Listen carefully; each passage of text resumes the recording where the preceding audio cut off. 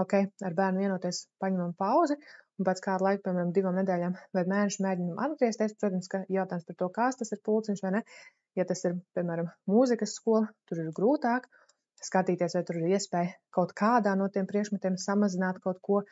Un tad iespējams, ka bērnam tur vienkārši bija pārāk liela slodze. Varbūt tiešām tur bija kaut kāds strīds, un bērns atgriežas, viss ir kārtībā.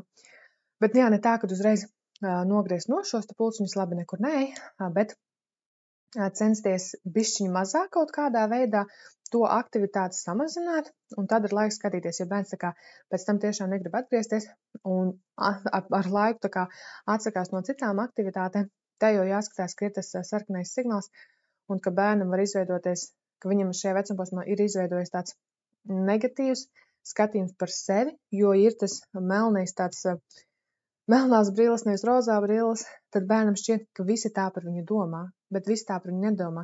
Viņš tikai par sevi tā domā.